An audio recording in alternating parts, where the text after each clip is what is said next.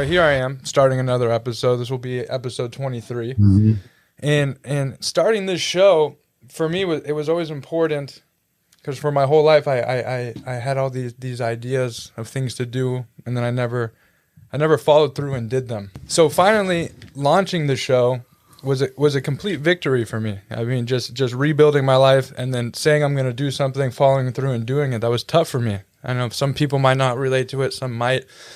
So then everything that's come with it afterwards has become basically like playing with house money. And it's been an incredible experience to be able to talk to interesting people, to tell parts of my story, try to inspire people.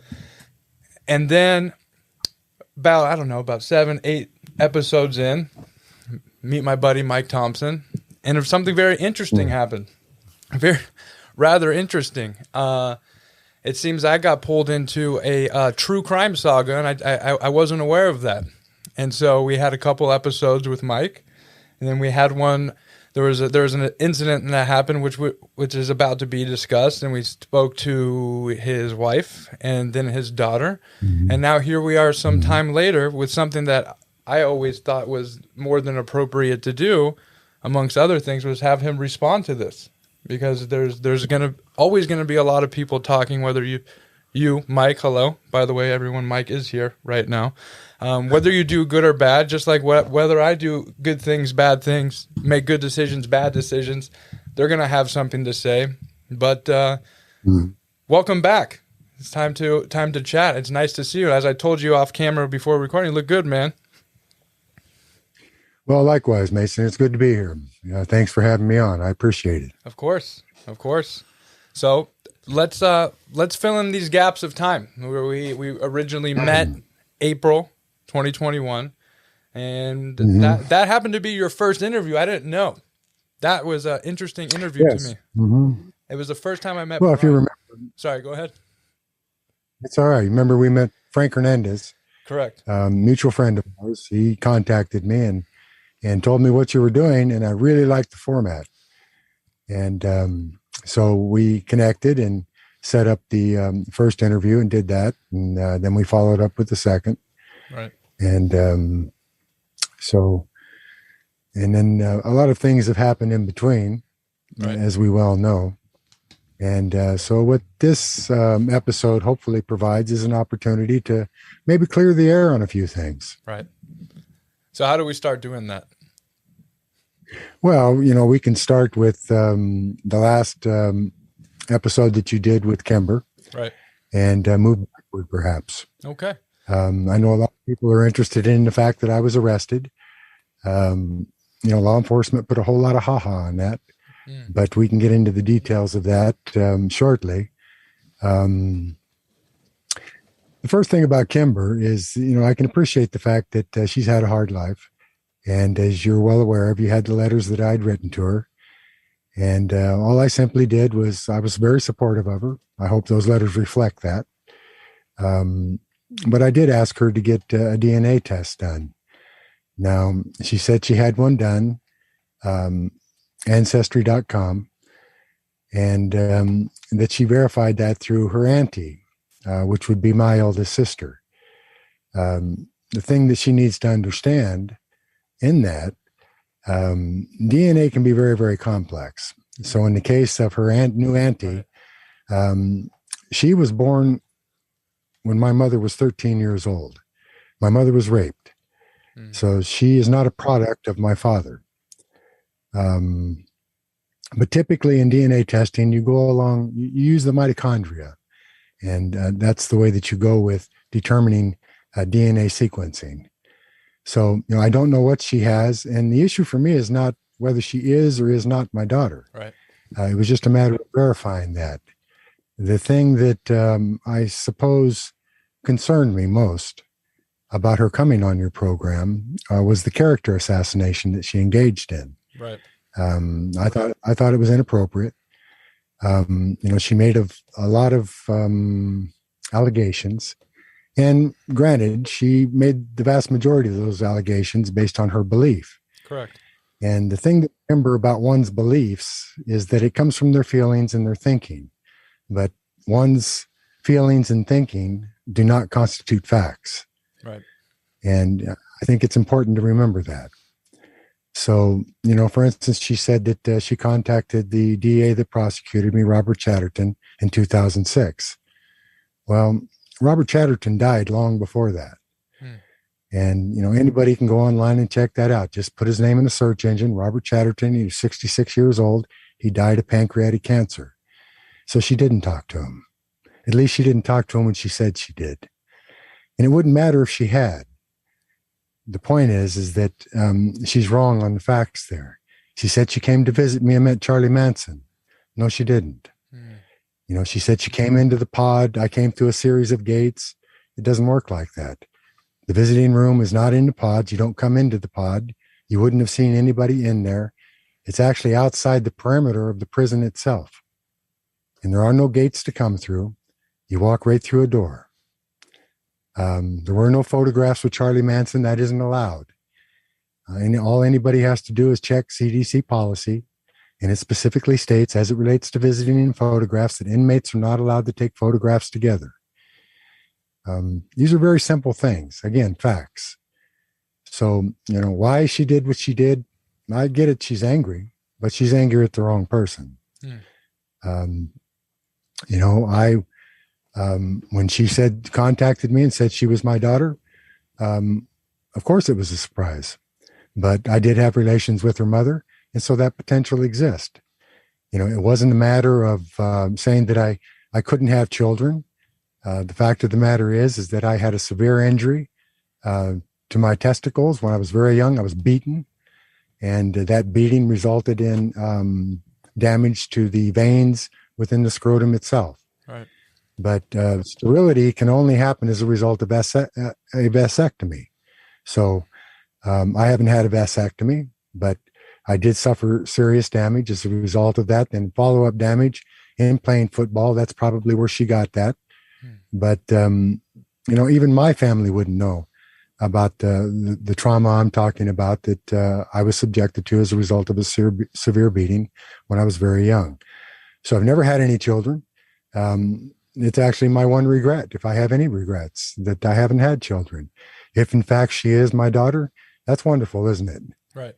But like I said, that's not the issue. The issue is the allegations that she made, that I've killed people, that she read the court transcripts. The issue there was whether or not I had concocted a kidnap plot in order to steal away with one of the victim's wives. Right. And that was an allegation that was put forth by a co-defendant, Mike Sesma. He later went before the Board of Parole Terms. These transcripts, again, are available to anybody that wants to look at them. They're public domain.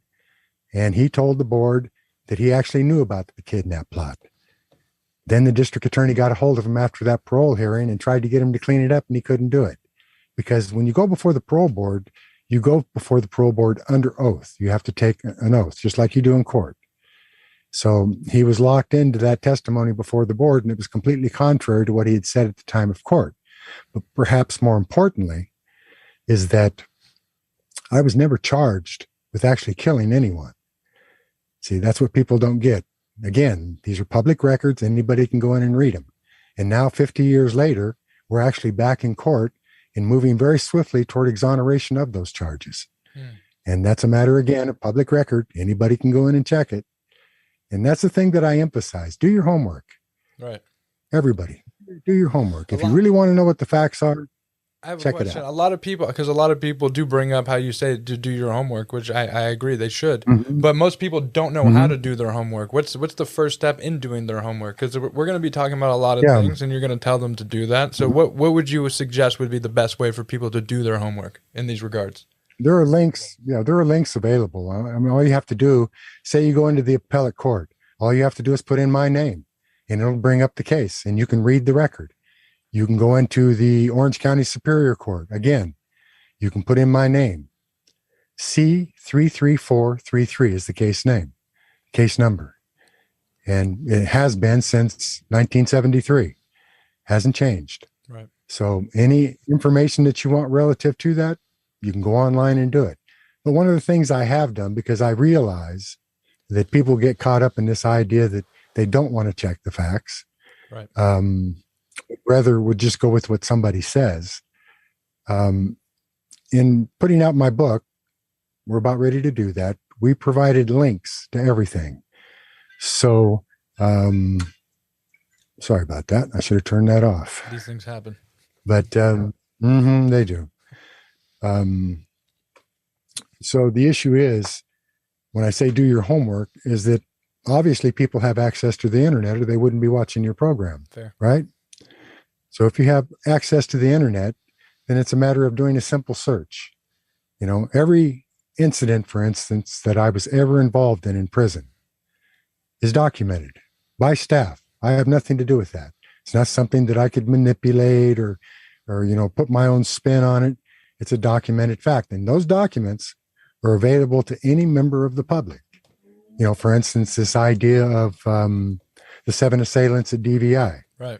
It's a well-documented fact. You receive a rules violation report, staff document exactly what happened. It's all there. And like I said, it's public domain. Anybody has access to it. You know, the idea of going back to Kimber and zero Native American. Well, first and foremost, I would question, the idea of her research on Ancestry.com. And first and foremost, like I said, her auntie was not born by my father. Right. But beyond that, in the Department of Corrections, and let me clarify this, I don't give a tinker's damn if I have an iota of Native blood. I was raised Native, and that's what I've always said. Fair. And that's what's in my heart. As to my blood quantum, it's absolutely irrelevant. But I'll tell you what the Department of Corrections did. They go through a process when they document your ethnicity. And so they have to verify that. They have to go in and research it and come back and say yay or nay relative to your ethnicity. So what I have is I actually have CDC documents. And again, these are available to anybody. But will you give me a moment just to read this? Of course I will. Okay, thanks. So the first one here is by S. Rocha. She's a CC1. It has my name and number. I'll hold it up to the camera, actually, so people can see it. It's stamped by CDC, entered in OBIS. That's Offender-Based Information System. And it says a review of inmate central file documentation indicates his ethnicity is Native American Indian. Per CDC 128B, dated 6/12, I also verified this information and spoke with Mr. Ulysses Ballardis, Native American chaplain, on Thursday, March 10th. And he verified the information on the CDC 128B, dated 6/12.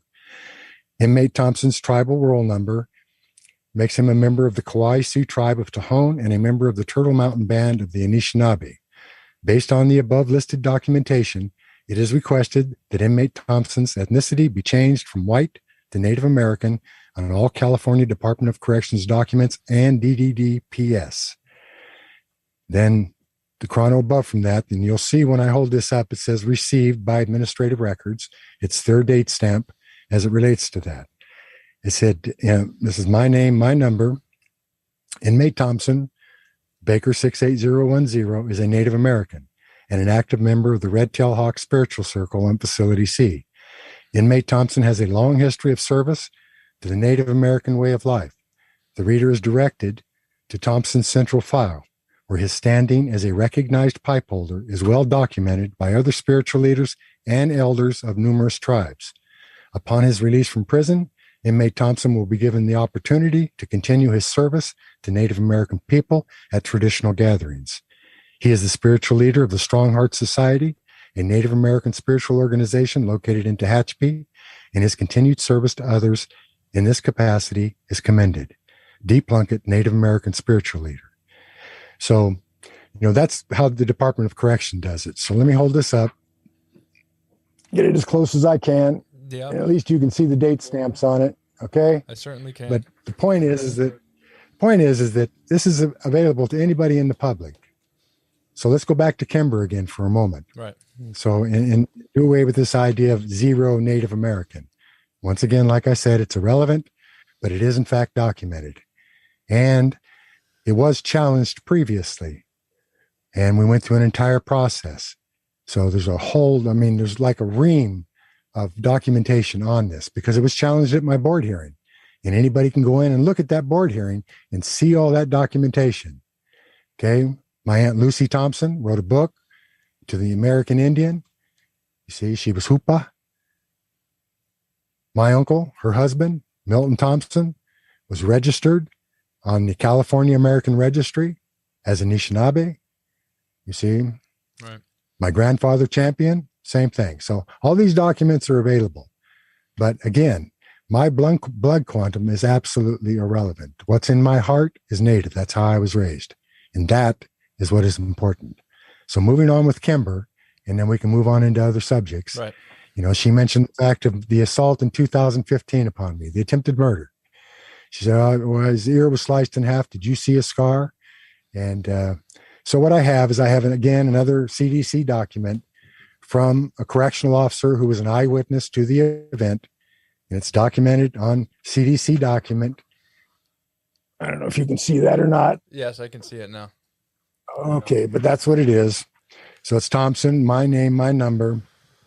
And the officer writes, it has been approximately a year since I last authored a laudatory chrono on behalf of inmate Thompson, B68010. I do not normally deem it necessary to write more than a single chrono on behalf of an inmate, regardless of time factors, particularly when, as in this case, I have previously addressed over a decade of observation, as did the subject inmate. Nonetheless, recent circumstances, which I deem extraordinary, compel me to once again document my observations as to inmate Thompson. He continues to be under my direct supervision in the Facility C program office, where he has for the last 2 years served as the lead clerk for the facility captain and program lieutenant. Additionally, he also serves as the individual development plan guide on the Facility C honor unit, where he enjoys preferred housing status. A couple of weeks ago, inmate Thompson was the victim of an attempted murder. Thompson was sitting on a bench in the day room, helping another inmate with some paperwork. The assailant took advantage of the circumstances and struck from behind, kicking Thompson in the head and sending him head over heels to the floor. Using an inmate-manufactured weapon, the assailant attempted to cut Thompson's throat. Thompson repeatedly blocked the assailant's efforts to cut his throat, and in the process suffered severe lacerations to his ear, face, and neck, which required 21 sutures. Significantly, Thompson was able to take the weapon away from his assailant, and upon doing so, clearly had an opportunity to use the weapon against the assailant. However, Thompson elected to prone out on the floor with the weapon secured under his body, even as the assailant repeatedly kicked him in the head as Thompson waited for responding staff to arrive on the scene. I want to commend Thompson for exercising incredible restraint in the face of extreme adversity. I have known Thompson for over a dozen years and have with diligent interest observed his sincere pursuit of rehabilitation. His success, in my professional opinion, is complete, and he has earned the opportunity to parole. Indeed, I cannot imagine what purpose his continued incarceration could possibly serve. F. Span, Correctional Officer. Okay, and I already showed the document. Right. So that deals with the idea of the assault on my life relative to that Kimber mentioned. I hope that clarifies that for her and the listeners. You know, so moving on, I don't know if there are any other issues. Again, I will stress the fact that I did not appreciate the character assassination. Of course. Because that's what I believe it was. Which is why I thought it was appropriate to have you on here to respond to that. And first and foremost. Yeah.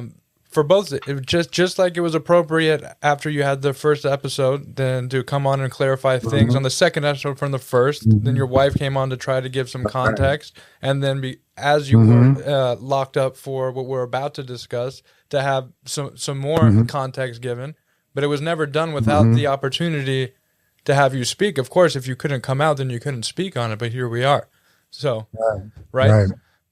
Well, the fact of the matter is, when they arrested me on 33 counts of fraud. Right.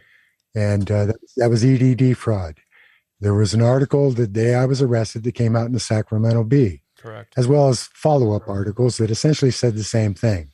But the allegation was that I'd used Live, Learn, and Prosper to launder money that was extorted from homeless people. Right. And you see... My goodness, all they simply had to do was ask for the bank statements for LLP, and they would have seen that wasn't the case, but they didn't do that. They waited until I was arrested. Then they got at my wife and said, hey, could we get those bank statements? And I told him, absolutely not. That's our defense. And that's what you need to understand. But more than that, the defense team I have right now, Curtis Briggs, out of San Francisco, and his entire defense team, they're with Pier 5 law offices. And, that includes Tony Cerna, who is widely known within the criminal community as being an extraordinary criminal defense attorney. But Curtis Briggs, in his own right, is a great defense attorney. So they contacted me, and they came to see me. And they said, you need to understand that the California District Attorneys Association has it out for you. And I said, well, what do you mean?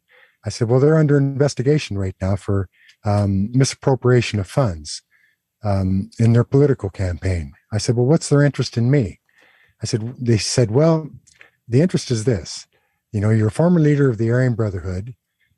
Gavin Newsom, the governor, okayed your release from prison. And a lot of people objected to that. I said, okay, but what else? And they said, well, you were released under the Youthful Offender Act, as well as the Elder Offender Act. And that was legislation that had just previously been enacted prior to my release. And so I benefited from it. And the California District Attorneys Association opposed it. So essentially what they wanted to do is they wanted to make me a poster boy and say, this is what happens when you release individuals under this legislation. It's bad legislation. We need to repeal it, and we need to put Thompson back in prison. Right. But the fact of the matter is, the charges that they alleged are ludicrous. Now, I should have been out on bail the next day, but what they did was they lied to the court, and they told the court that it was a no bail situation because of my history. And that was just a blatant lie. They lied to the parole officer insofar as a revocation of my parole. And so it took us 90 days to get back into court and demonstrate to the court that it was a lie. And once we did that, the court released me on my own OR. You see, and I've been out since. Now, it was an interesting experience. Yeah, I was about to ask about that. I think there's an opportunity bias in everything, Mason. Right. There really is. I honestly believe that. So I'm placed in the Lake County Jail, you see, and you think, well, what's going to happen now? So I have one of their gang coordinators come down to see me, and he says, who's Smiley the Clown? I said, Smiley the Clown? I don't know any Smiley the Clown. He said, well, it's this guy that's got a podcast. Our watch commander just contacted us and told him he came out with a podcast advocating people to assassinate you in the county jail. I said, well, I don't know if that's true or not true. I said, but the fact of the matter is that I'm not worried about it. I said, don't let that get in the way of putting me on the main line. I was on the main line. Anybody that wanted access to me had access to me. Right. You see, that's the issue. So, I don't know if it's true. I haven't seen the podcast. I'm just going by what the officer told me. Yeah, I don't know about this either. Yeah, I don't either. But I guess people can check. That's a good fact check. Did he go on there and say Thompson's at the Lake County Jail? If anybody wants to know, what would be the point in that? I mean, Kimber contends with character assassination, but that's actually advocating, my physical assassination. Right. And, I don't hold with that. Whether the person likes me or not is irrelevant. Again, I'm not interested in whether people like me or not, Sure. Their thinking about me is none of my business. And, but what I do know is this, my life is well documented. It's a matter of record. Anybody, regardless, that wants to take issue with that, that documentation is available to them for any reason whatsoever. So, there are going to be a lot of issues that arise as a result of the conversation that we're having right now. Of course.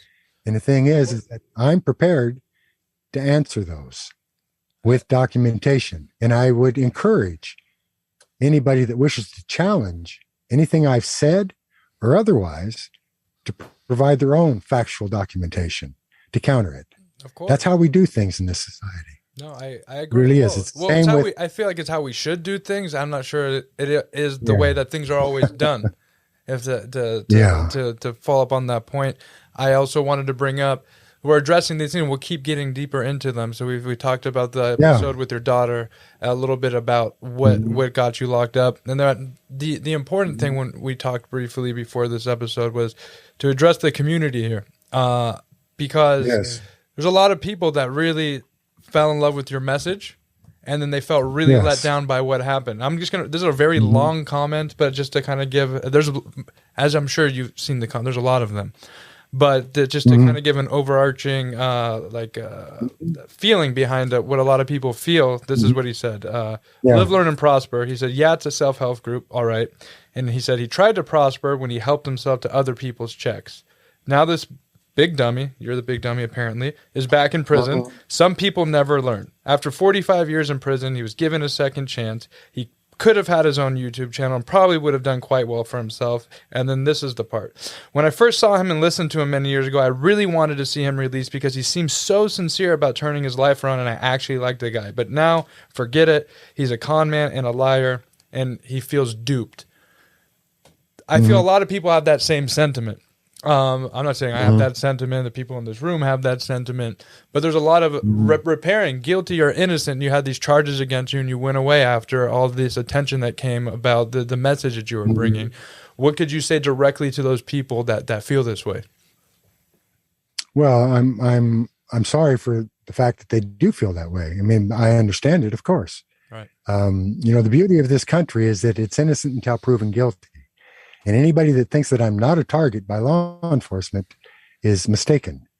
And I explained what the District Attorneys Association was doing and why they were doing. All that will come out in the wash. Right. And so what I would encourage people to do is let this play through and see how we come out at the end. Right. See, that's really the determining factor. Meanwhile, there's a lot to do. And what I find, given the statement that was made there, is that oftentimes what people feel and what they think is based on their experiences. Okay. In other words, it's like a mirror. They're holding a mirror up to themselves and they're disappointed. And I understand that disappointment. I've been disappointed myself. I'm disappointed by the fact that I got into this mess. But oftentimes, as many people will understand, that's beyond our control. And so we have a system of justice. Right. And I'm an advocate of judicial reform for that reason. So that when allegations are made, they're just that. They're just allegations. And we're not even in preliminary hearing yet.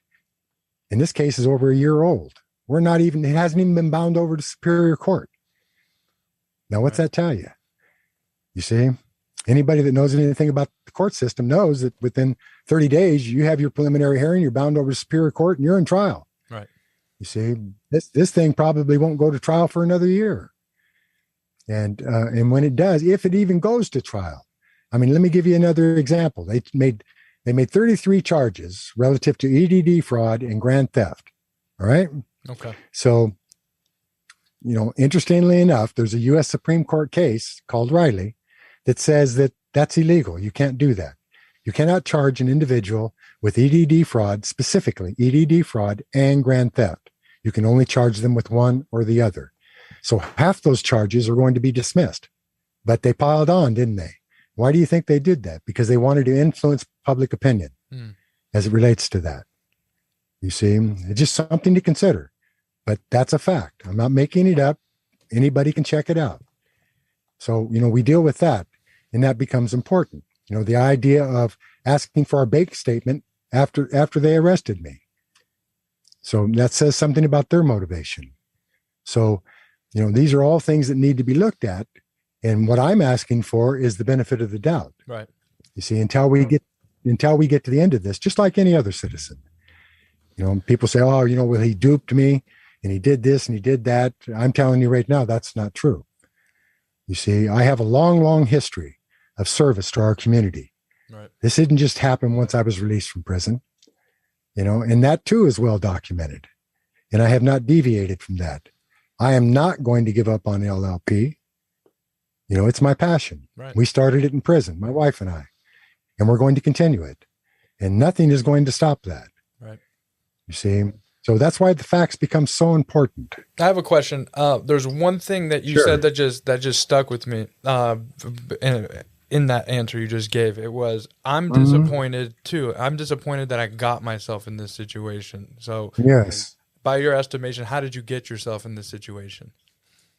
Anybody that thinks that they can't be duped I think is, I can again, be duped. I believe. Yeah, I believe it. Yes, so can I. People say, "Oh, you're a leader of the Aryan Brotherhood. How could you allow this to happen?" Right. Well, yes, there's a natural course of events. I hooked up with an individual in prison, that was a part of the Native Circle. I knew his family. I knew his elders. I trusted him, is essentially what it came down to. And my wife and I invested our life savings in a business venture. Again, a business venture that was intended to help people. See, and it didn't work out that way. Unfortunately, I was duped. I was conned. You see, I was lied to. And I went for it. You see, and as a result of that, I not only put myself at risk, but I put my wife at risk. Yeah. You see, sure. and that's the hardest thing to deal with, for me, is the trauma. I mean, my wife had a heart condition as a result of it. I mean, she's still under medical attention as a result of it. I did that to her. Nobody else. It's like anger. Nobody makes me angry. I make myself angry. Right. You see, so that's something I have to look at. But the bottom line here is that I could make all kinds of justifications and rationalizations, but the fact of the matter is that I was played out of the pocket. And that's unfortunate. This individual has a gambling problem, an addiction. And that addiction took hold of him. And it resulted in a lot of money being squandered. They talked about the homeless people. They weren't homeless people. Right. These were well-known people. They were a part of a crew out of Ukiah that was run by this individual's sister and his brother, who was shot in the back by the same law enforcement officers that arrested me, shot and killed. Right. You see, but they know the family and they know them well. But that was a crew that was working out of Ukiah, stealing checks out of mailboxes, fencing different stolen items. Methamphetamine crew. And you were linked to and this. So we all know. And you were linked to this No. because your investment? Well, I was linked to this because of the individual that I was in business with. Right. That's what I mean. Yeah. You see, that's the thing. And so that when he got caught up, he was arrested. I wasn't. When they pulled him in, he said, well, I only did what Mike told me to do. How about that? So, they're playing off the fact that former leader of the Aryan Brotherhood, that I'm in the mix and I'm doing this, and they'd like to believe that. So they vamped on the opportunity.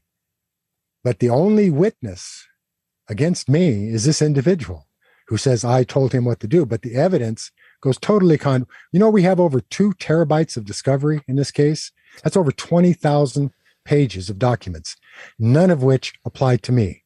They all apply to him. But they won't let go of this idea that, hey, they got me. And a lot of people have been trying to do that for a lot of years for the obvious reason. And while I understand it, that doesn't make it right. So the issue here is that let's see how this goes. Let's see how this plays out. What you see? What are they? Do you think this is certainly going to trial? It's very likely it's going to trial. Is that what your opinion is on that? Well, you figure we're not even in prelim yet. It hasn't even been bound over to Superior Court yet. Right. This could be dismissed at prelim. And for all intents and purposes, it should be, because there is no evidence against me. You see, that's the bottom line. That's what it comes down to.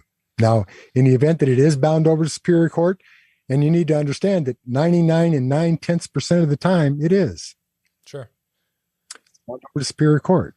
It's a formality, if you will. Right. But this time, maybe not.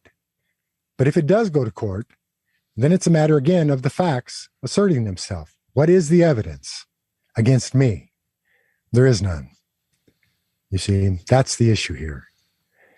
And so, I'm confident in that. And I'm firmly believe that that's what the evidence will show. And then it'll be up to a jury. And that's why I believe in our system.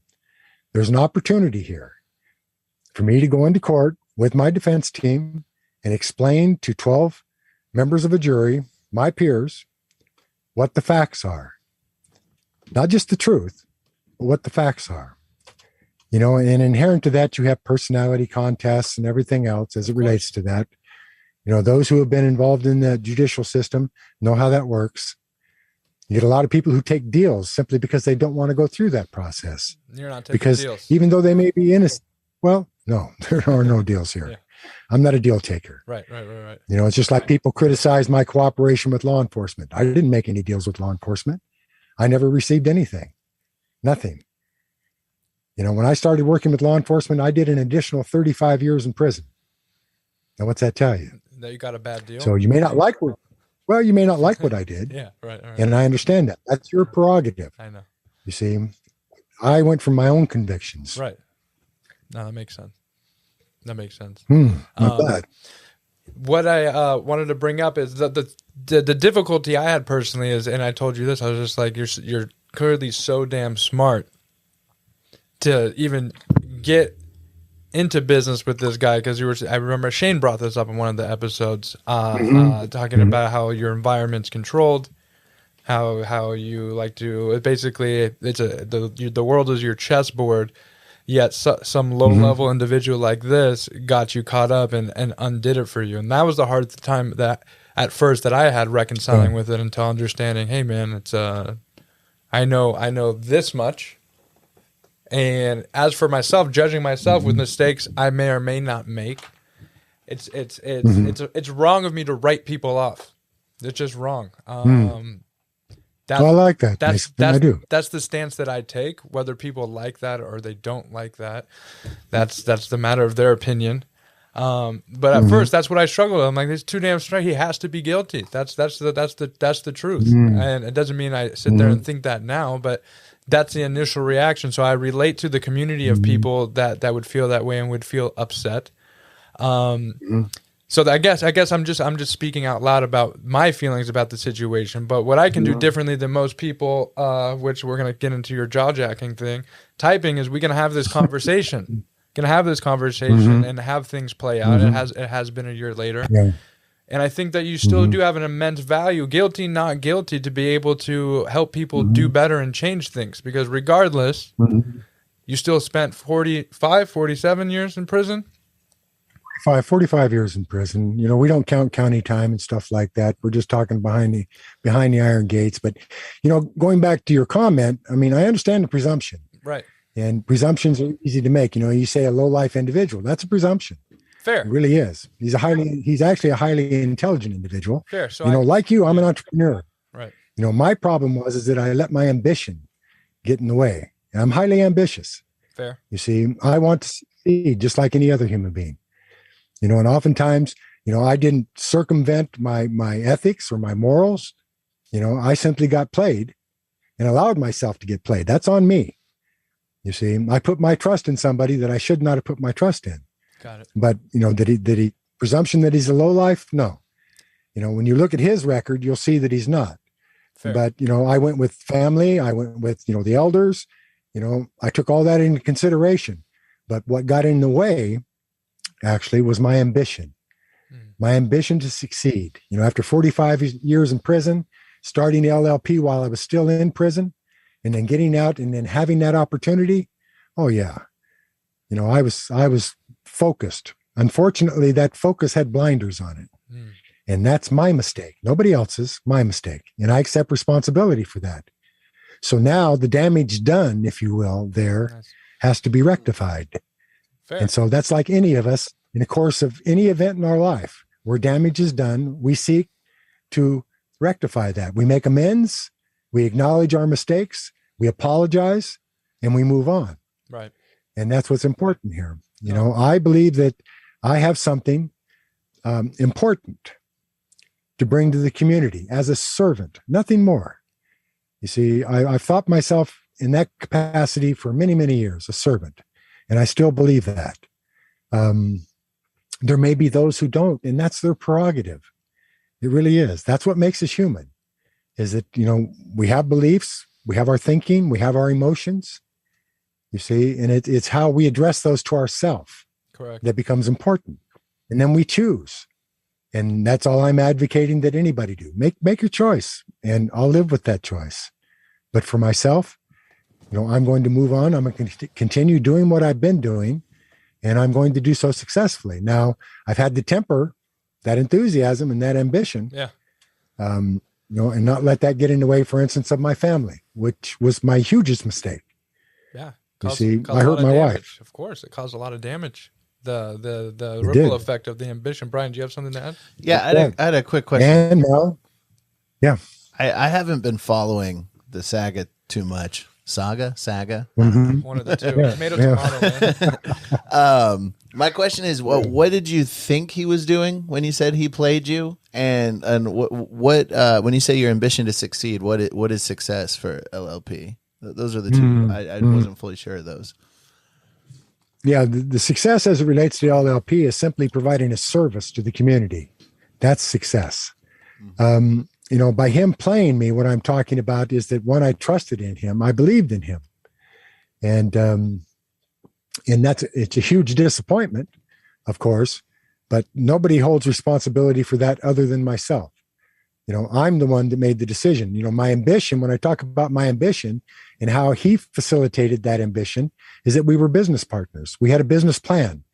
I said, I'm an entrepreneur. I've never done anything without a business plan, without creating an infrastructure, without putting things in place that will facilitate that infrastructure. And I did all that. But remember, I'd just been paroled from prison, and I had to go through a 6-month transitional program. So I was in Los Angeles, and he was up north handling the business. You see? So he had carte blanche, really, as it relates to the money and the business and everything else. And I trusted in that. And that was a mistake on my part. There should have been more oversight control on my part relative to his activities and what he was doing. Oh, gotcha. That's a classic story. Yeah. You got business manager taking advantage of somebody. You probably hear that all the business. time. And in your world, Brian's up in the comedy world, so I'm sure from time to time. Oh, yeah, like Dane Cook's brother stole everything he had. That's a thing? Yeah. I don't know these things. Mm-hmm. Jesus, okay. Yeah. So similar. See, I'm not, the point is I'm not infallible. Regardless of my life experiences behind the iron gates and my leadership role and everything else. All of us make mistakes. Right. The issue is to own that mistake. And I do. You see, I accept responsibility for what happened. Nobody else. It doesn't rest with anybody else. It rests with me. You see, I don't accept responsibility for his actions, nor his criminal activity. You see, or what's happening now. But you accept responsibility for putting yourself in the position to have to be responsible for what he has done. Is that essentially what you're saying? Yes. Yes. Okay. Yes. You see, that is my responsibility. I bear that by no other virtue than association. You see, I chose to associate with him. I chose to go into business with him. I chose to trust him. And that was a mistake. Right. You see, I was wrong. Okay. So then I guess that part of things would be, on my end, that's cleared up. Is there any part of that story, things that have been put out there in the papers or on other interviews, this show, other shows that came up that kind of resonated with you or didn't sit the right way with you that you wanted to address at this point? I appreciate the opportunity. I've done other shows. I was just recently on Sean Atwood, and I did a piece with Vlad TV, and a good friend of mine, Tim Larkin, I did a piece with him. And, these issues always come up. And, the only thing that you can do in that, and that I've done, is address them openly, frankly, and honestly. And again, anyone is welcome to do a fact check. See, that's, again, the key, really, to my way of thinking. You can speculate, you can conjecture, you can surmise, you can deduce, you can deduct, you can do all those things, and you're welcome to do so. Right. But when you render it all down, what we're talking about here, what are the facts? Right. And, that's the overriding factor. So I've addressed this. I spent a week with Nick Vanderkolk. He flew over from Ireland, and we spent a week together talking just about this case. And that was really, for me, a form of processing, and it helped me realize my mistakes and the errors that I had made. And that, I still had a lot of growing to do. And I do. You don't come out of prison after 45 years especially when your emotional development has been arrested, and think that you're a functioning human being with your maturation Right. intact. I fail on a lot of levels, particularly when it comes to emotional intelligence. I think that's important. So, I think it's very important you mentioned that because watching your old interviews and then the interviews with us, with your intelligence, with the way that you speak and carry yourself, not on purpose, but you may communicate that you do have all of this figured out. So then it comes as a shock to all of a sudden say that I don't have that. I think it's refreshing to hear that you still have a lot of learning and growing to do. Correct? Yes. Yeah. I mean, I believe in myself and I'm confident in my ability, but there is such a thing as overconfidence, and I'm guilty of that. Right. You see, and so you have to really take a look at that. And I'm blessed in that I have a wife who addresses that with me. She straight up confronts it with me, says, look, here's what you need to look at, and here's what we need to talk about. And you have some choices to make about whether or not you wish to continue to evolve in your humanity, to become more emotionally intelligent, to rectify the mistakes that you've made. And I'm for all that. Of course, why wouldn't I be? If I am who I say I am, then that would come naturally, wouldn't it? I think it would come naturally. There's people that really dislike you that say that you're a sociopath and it won't come naturally. So it depends on who you ask, right? Yeah. It does. Depends on who you ask. But speaking for myself, that's what I want. There's in similar situations in my life, not similar situations. I'm not in a similar situation, but in regards to emotional intelligence, when I have to get honest about making mistakes, it sometimes comes as a shock, and then people can mistake some of what I do for ego, and I'm sure ego comes up, but it's not the intent to have ego be the thing that runs the show. And so it's on me to make the effort to do my best to improve as a human. Yeah. And point is to make new mistakes instead of the old mistakes over and over again. Because if I make the old mistakes over and over again, then I'm going to define myself by that instead of doing what I can do to undo the damage done. Did what you did for the show. But as corny as that is, it's the truth. That's what I think all humans can benefit from trying to do that. New mistakes instead of old mistakes. So I don't know if this mistake was a old mistake in the sense that it had to do with criminality, but it was a new mistake. So my hope for you going forward is that you make new mistakes, not the same old ones. Make sense? Yes. Well, see, those are called patterns. And those patterns are very, very important to understand and realize where those patterns come from. And when you're caught up in a pattern, and you don't see it because it is a pattern, right? And then someone else points it out to you, then it's a matter of whether or not you choose to look at that pattern and its impact. Addiction's that way. Addiction's a pattern. Right. It's also a disease of the brain. We know that, but we're still talking about patterns. So it's looking at those patterns honestly, forthright, you see, and saying, okay, there's a pattern here. Where does that pattern come from? And sometimes you have to go all the way back to the beginning, whether it was a childhood trauma or whatever it may have been, but that's what processing is about. That's why I believe so strongly in talk therapy, right? Is that in that process, things are revealed to you. Then you have a choice as to whether or not you're going to do with them. But there we get into brain science, and it's fascinating. The idea that we have fragmented memories in our brain that facilitate these patterns, but we have the opportunity, once we understand that, to generate new dendrites and create a new memory. And so that alleviates the pattern. Right. And that's the process, very simple process that any of us can engage in. So to say that I don't need improvement would be ludicrous. That's a lifelong endeavor. Always. And it's a challenge for any of us. It is. But the point is that you engage that in some capacity, whatever that may be. And if you have the opportunity to share it, because through sharing your story, you actually help other people. It may resonate with them in some capacity, maybe not right on point, but that's the purpose of it, is that it does resonate. And so it triggers something in them. And that's why I so completely understand the disappointment in people relative to my arrest. Yeah. Deep.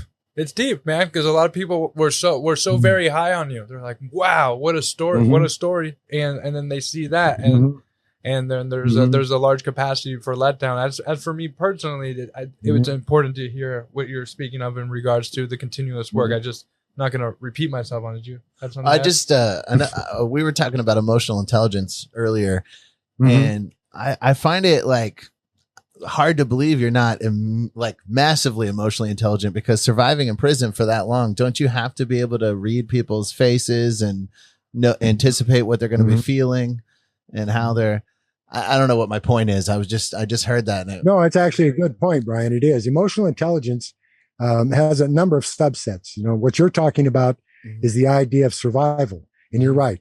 I'm a master at that. As it relates to that, reading people and the emotional intelligence associated with survival. But the emotional intelligence I'm talking about right now is that which comes from, say, for instance, when I was arrested. Well, at that point of my arrest, I entered into an environment that was all about survival. So all those emotional experiences that a person of 21 years old would normally have coming forward until he's 70 were arrested. You see, normal experiences that allow us to develop our wisdom, if you will, as it relates to how we deal with people and interact with people. You see, I didn't have any of that experience. It's different in a controlled environment where survival is first and foremost. Yes, my emotional intelligence there was completely intact. That's why I'm still alive. You see, but the other side of that is the normal emotional intelligence that everybody thrives on when they're parented properly. You see, when they live their life in accordance with social mores and ways, they acquire and develop emotional intelligence through that social interaction.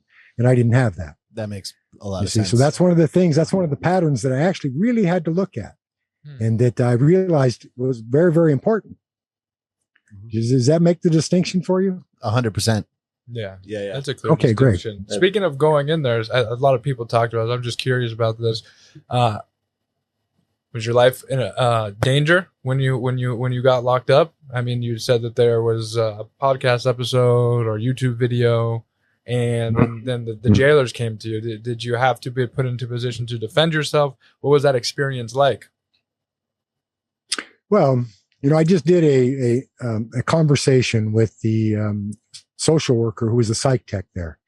You know, I went into a unit and he was working with schizophrenics. And the vast majority of these schizophrenics were schizophrenic because of P2P associated with methamphetamine. Right. The new stuff being made has an enormous impact upon the mental stability of individuals using that. So I was working with the schizophrenics and him.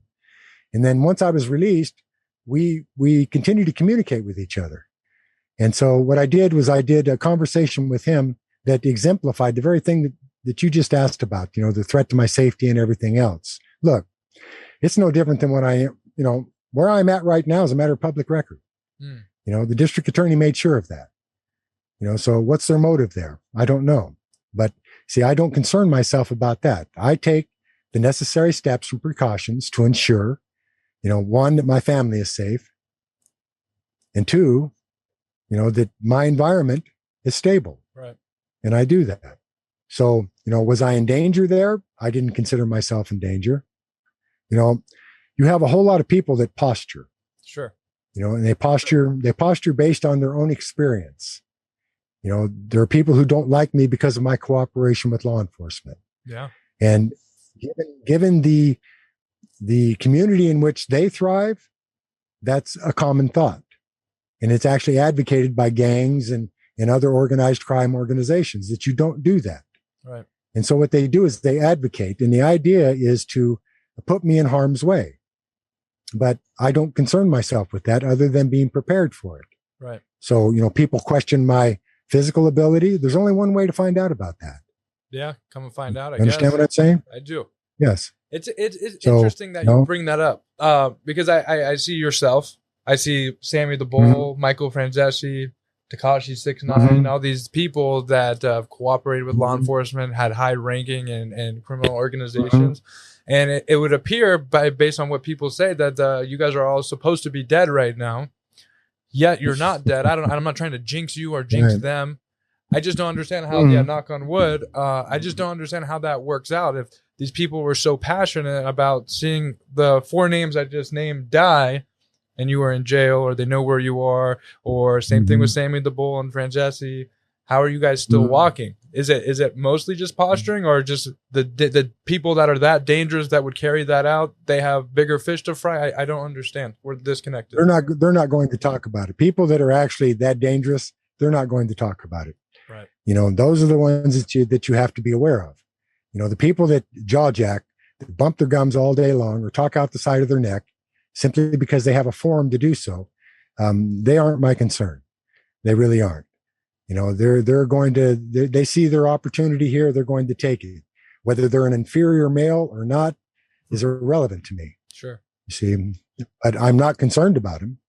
To answer your question, you know, my concern comes from that area where you don't hear people talking. Yeah. Because that's not, you know, when I first came up to where I'm at right now, Sonny Barger got a hold of me, and he just recently passed, and you know, may he rest in peace. But he got a hold of me and let me know that there were 2 hitters up in the area, and he was concerned that they were after me. So we ran a check on it, and come to find out they weren't after me. But that just tells you how this network works. Interesting. You see, where you have people that are out and about for somebody or seeking somebody out, you see, that's going to be known. See, either in the community in which I live, because of the movement is unusual. There's people coming into the community that don't belong there. Right. You understand what I'm saying? I do. There are a number of things with technology today, the cameras, I mean, everything. Right. You see, a camera doesn't stop somebody from capping you, believe me. No. You see, but when somebody comes into your environment that doesn't belong there, you're going to know immediately. Of course.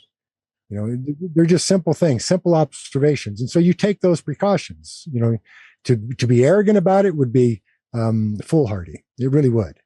You know, it's anybody can be had. I don't care how tough you are. Sure, of course. You know, that's the thing. You know, I still work out every day. I'm still a student of Aikido. You know, I belong to a dojo. You know, anybody that knows anything about Aikido will understand what I'm talking about when I say that I'm prepared to contend with whatever may come. But that doesn't mean that I invite it. That would also be foolhardy. Correct. I agree. You see, there's no challenge in what I'm saying here. There isn't. I've had enough challenges in my life, and I've engaged in enough violence that it bothers me. Sure. With that being said, so of course you did answer the question as you're not concerned with the noise or the jaw jacking, gum flapping that you do hear, but is there in your mind, you know, the names or anything like that, is in your mind there are individuals or people that do concern you, that give you that extra motivation to prepare in the manner that you're preparing? Yeah, those are the unknown. Those are the unseen. Because like I said, they're not going to put themselves out there unless they have an agenda, and that agenda is usually monetary. Right. You know, they're looking to sling ink or sell their art or just jack their jaw about, you know, their own experiences. But if you stop and think about their experiences, you know, regardless of how much time they did in prison, they're not really that critical. These are the type of people that always put people out in front of them to accomplish what they want to accomplish, particularly when it comes to violence. If you go back and look at their records, say when they were in the joint, you won't see write-ups for violence. You won't see them doing whole time. You'll see them kicking back, doing their art, getting loaded, and, you know, just enjoying their life until they get out. And, you know, that's their prerogative. That's not a judgment on my part. That's just a reality. You see, but those are the first people, unfortunately, that come forward and say, hey, he's not this and he's not that. Why do they do that? Well, because they have an agenda. Either they want to discredit me relative to my association with law enforcement in testifying against, say, the Hells Angels for killing Margot Compton and her 2 6-year-old daughters. Right. You see, and if they hold with that, then that says something about them. You see, no, I follow. Bottom line, you see, if they can condone that on any level, then that says something about them, and that's something they have to live with, not me. Sure.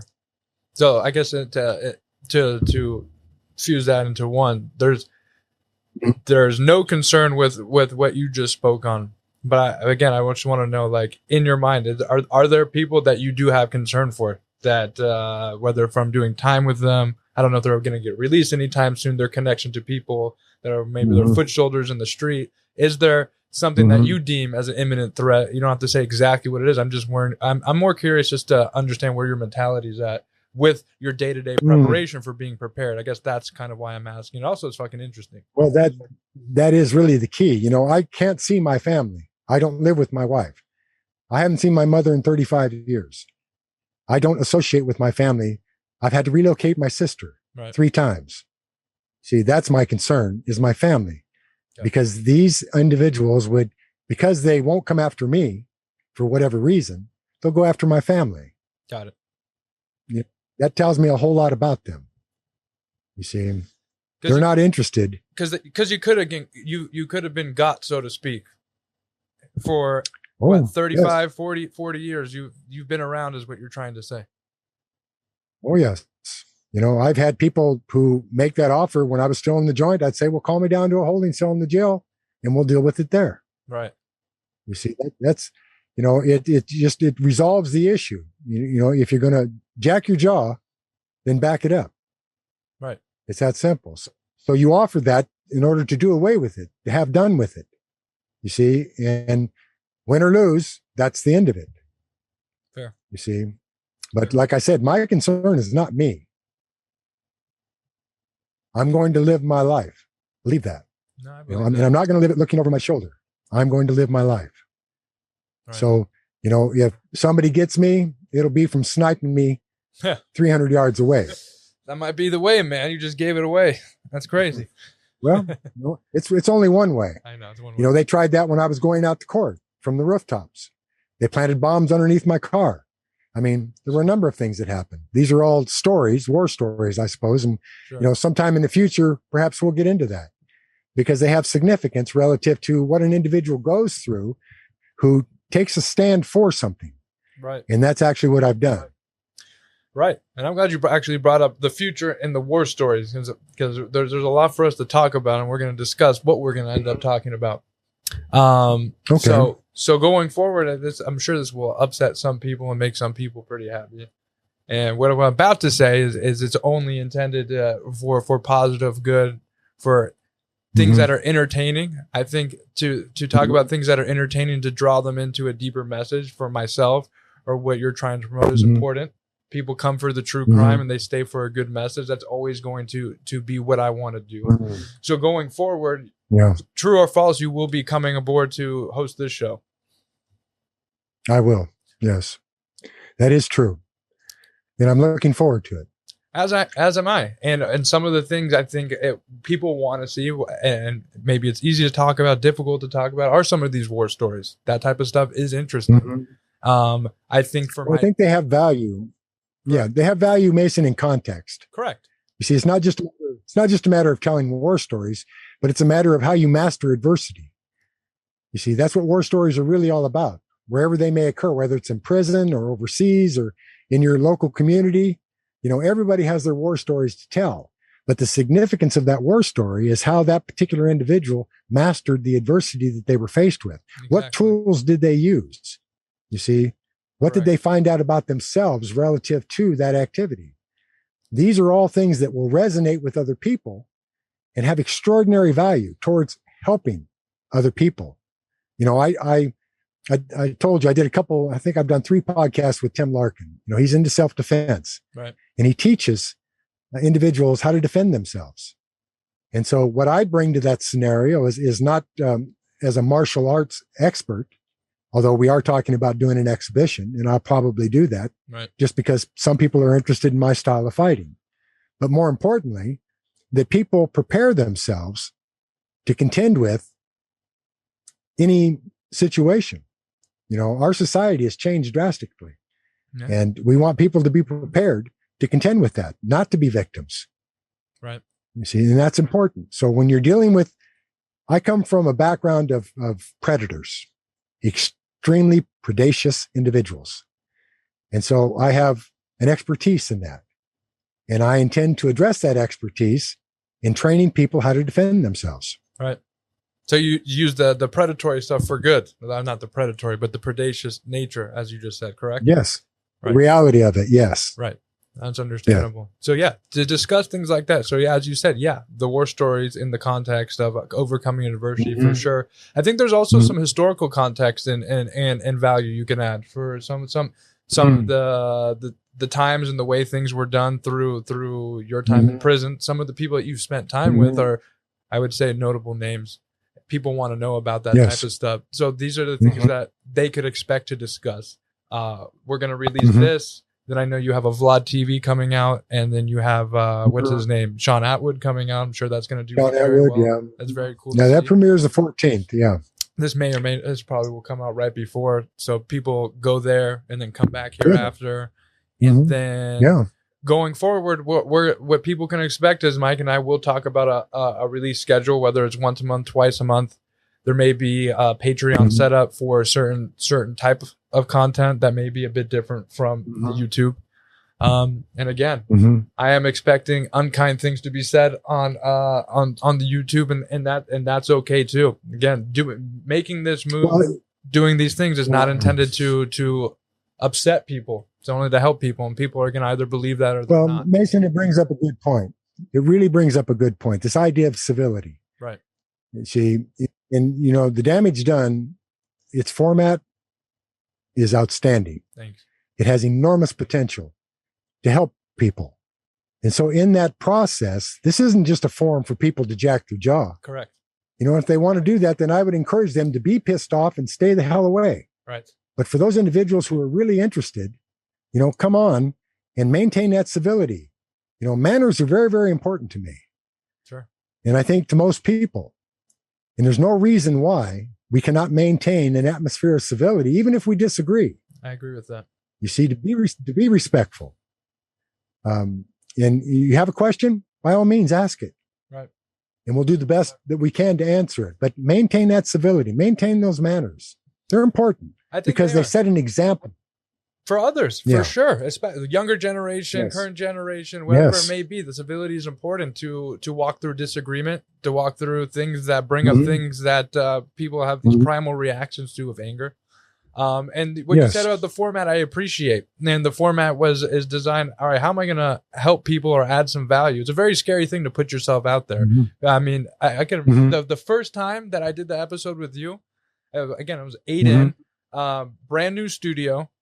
I'm the more goofy one of the bunch at that point in time. You're less energetic than me in a sense, outwardly maybe. Let's put it that way. Shane, little less. And then the producer, my now friend Brian, he's a comedian. So I'm like, shit.